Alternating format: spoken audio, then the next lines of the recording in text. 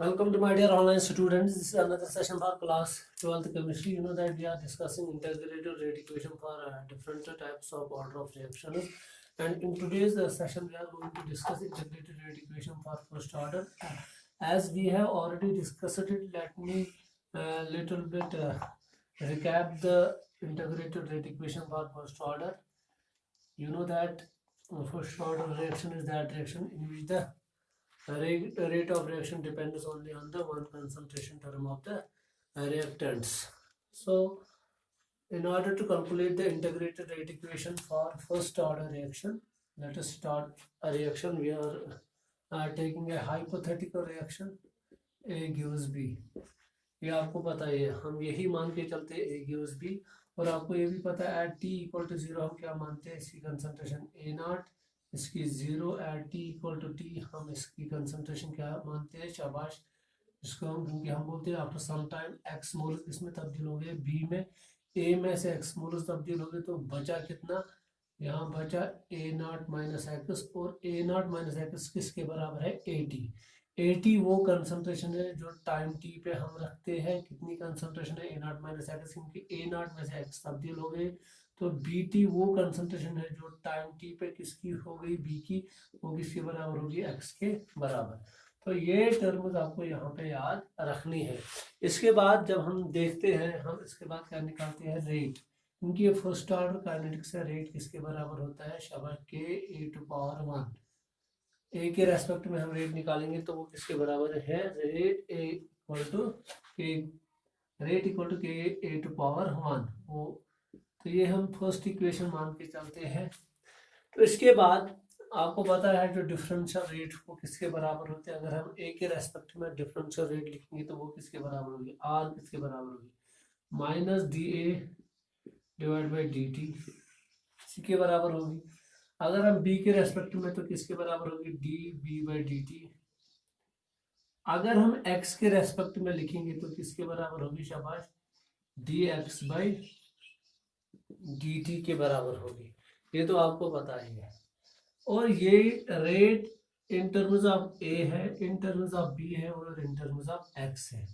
अब यही रेट किसके बराबर है, आपको पता है, जब हम x के टर्म्स में लिखते हैं, अगर हम रेट को x के टर्म्स में लिखेंगे तो फिर हमें यहाँ पे भी ये इसका जो वैल्यू होगा k के बाद, अब a का वैल्यू भी किसके रेस्पेक्ट में लेना है, a के x के रेस्पेक्ट में ही लेना। तो कितना बचा यहाँ पे, A0 माइनस एक्स, यही है ना, क्योंकि जब हम x के टर्म्स में लेंगे तब जाके हमें x के टर्म्स में भी जो रिएक्टेंट है वो लेना है। अगर हम a के टर्म्स में लेते तो फिर हम a के टर्म में ही लेते, जिस तरह मैंने पहले वाले उसमें मैंने आपको समझाया कि किस तरह हम लेते हैं वहां पे। तो अब सवाल है यहाँ पे, क्योंकि A0 माइनस एक्स AT के बराबर भी है, तो आप ये भी लिख सकते हैं कि स्क्वायर ब्रैकेट AT। तो जब रेट इसके बराबर भी है, जब रेट इसके बराबर, जब रेट इसके बराबर भी है, तो ये इसके बराबर, तो हम सीधे लिख सकते हैं यहाँ पे जो हमारी इक्वेशन है वो क्या बन जाएगी, हम इन टर्म्स ऑफ एक्स अब लेंगे तो वो किसके बराबर हो जाएगा, D X divide by D T, ये किसके बराबर होगा, शाबाश, के A0 माइनस एक्स। ये है, क्योंकि पावर इसका क्या है, 1 है, क्योंकि ये फर्स्ट ऑर्डर है, तो ये आपको यहाँ पे याद रखना है। अब इसके बाद हम क्या करते हैं, क्योंकि हम जो लाइक टर्म्स है वो एक साइड में लेते हैं, ताकि उसके बाद हमारी जो प्रोसेस होगी वो आसान हो जाएगी। तो यहाँ पे हम क्या करेंगे, A0 minus x right side में, इसको लेफ्ट साइड में ले आएंगे, तो क्या बन जाएगा, D X divide by A0 minus X equal to K, D T को इस साइड में ले जाएंगे, डी टी। इसके बाद हम क्या करते हैं, इसके बाद हम इंटीग्रेशन करते हैं। तो इंटीग्रेशन करेंगे किस इक्वेशन को, सपोज ये सेकंड है, इंटीग्रेट हम यहाँ पे लिखेंगे, इंटीग्रेट ये डिफरेंशियल इक्वेशन को क्या करेंगे, अब इंटीग्रेशन, डिफरेंशिएशन अपोजिट होती है किसका, इंटीग्रेशन का, ताकि इसका इफेक्ट नल करने के लिए, न्यूट्रलाइज करने के लिए, इंटीग्रेशन ऑन बोथ साइड्स। तो क्या बन जाएगा यहाँ पे, बहुत ही आसान है, D X A0 minus X equal to integration of K D T, मतलब कहाँ से कहाँ, क्योंकि चेंज कहाँ से कहाँ कहाँ हो रही है, पहले पहले कितना था यहाँ पे 0, फिर कितना तब्दील हो गया x, तो 0 to x यहाँ पे चेंज हो रही है। इसी तरह यहाँ पे जो टाइम था वो कहाँ से था 0 to t। तो इस तरह हम इंटीग्रेशन करते हैं। और जब हम integration of D x A naught minus x, जब इसकी इंटीग्रेशन हम देखते हैं तो वो किसके बराबर होती है, वो बराबर होती है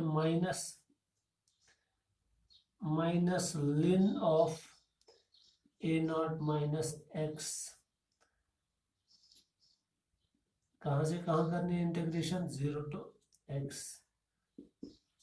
इक्वल टू, शाबाश, किसके बराबर आ जाएगा, के की इंटीग्रेशन नहीं होती है तो टी की इंटीग्रेशन कहाँ से कहाँ होगी,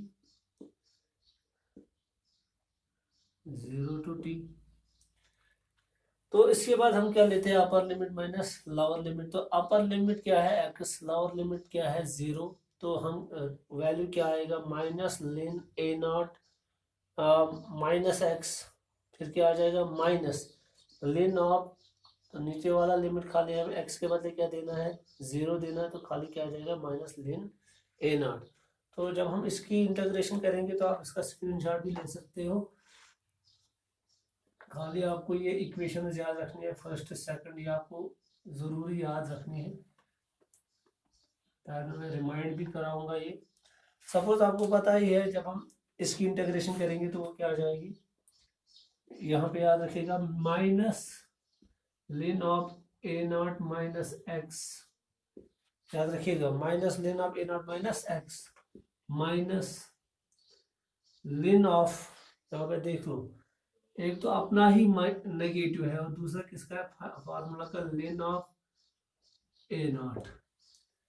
तो इंटीग्रेशन ऑफ, जब यहाँ पे वैल्यू देंगे तो वो क्या आ जाएगा, के अपर लिमिट माइनस टी, ऐसे बन जाएगा टी माइनस 0। इस तरह यहाँ पे हो गया शाबाश, लिन ऑफ नेगेटिव तो अपना ही है, क्योंकि ये इस वाले साइड को भी है और इस वाले साइड को भी है नेगेटिव, तो वही मैंने लिखा, और अपना फार्मूला का माइनस है, तो क्या बन जाएगा minus ln of A naught minus X plus ln of A naught equal to K सीधे टी। तो अब मैं थोड़ा इसको अरेंज करूंगा यहाँ पे, तो क्या बन जाएगा, अगर मैं इसे लिखूंगा ln of A naught minus ln of A naught minus X equal to K T, तो क्या गलत होगा, नहीं, कुछ भी गलत नहीं है। आप देख लीजिए मैंने जो भी किया वो सारा ठीक ही किया। इसके बाद आप ऐसे भी देख सकते हो, यहाँ पे इसको फिर से रीअरेंज करेंगे। मैंने क्या किया, यहाँ पे इसको इस साइड में लाया और उसको इस साइड में, बाकी वही है।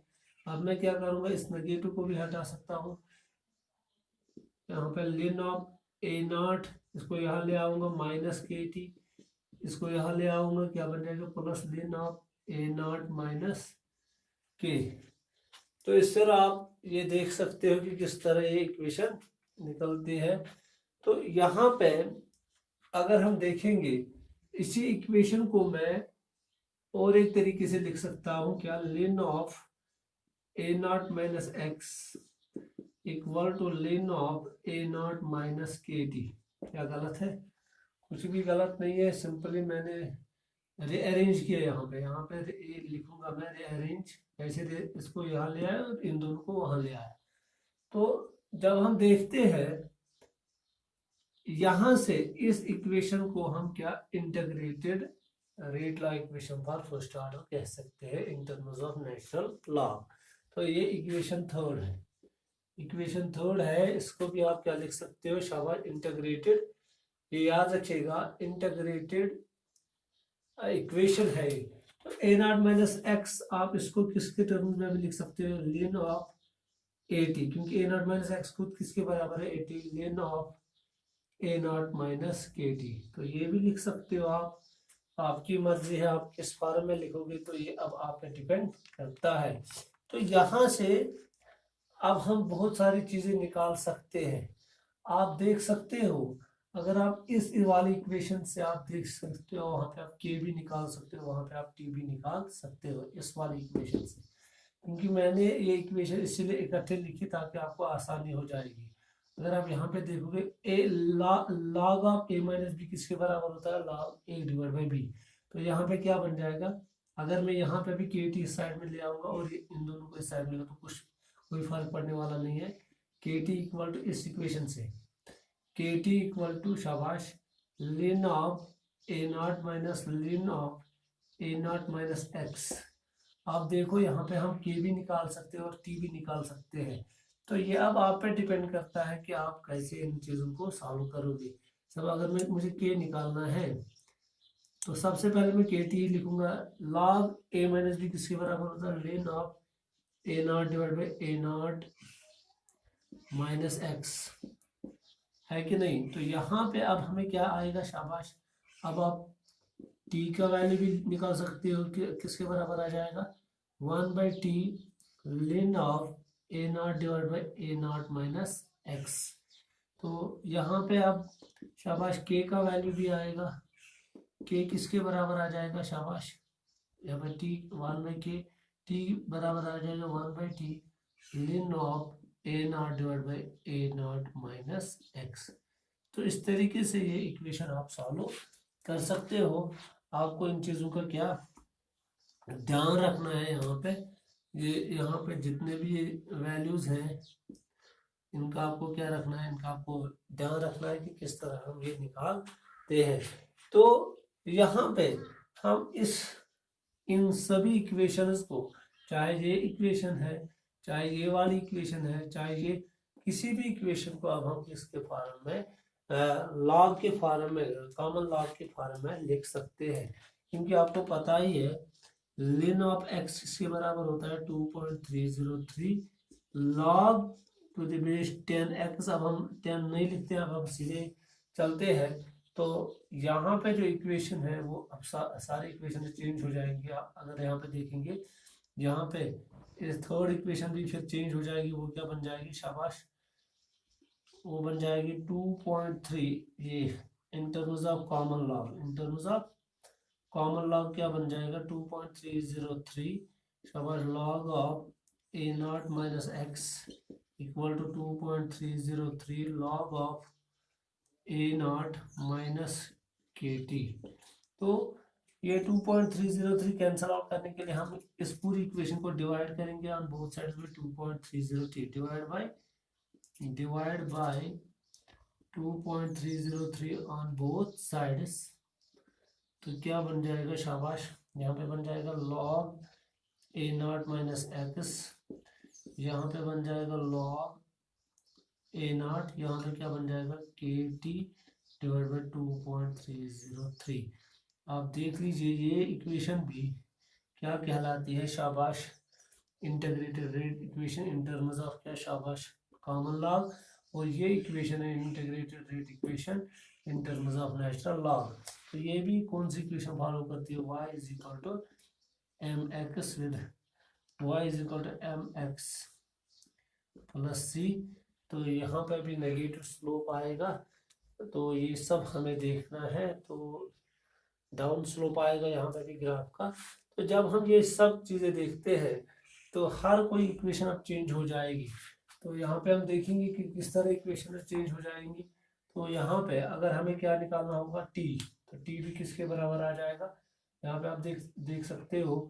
क्योंकि अब खाली के टी नहीं है, के टी के डिवाइड में क्या है,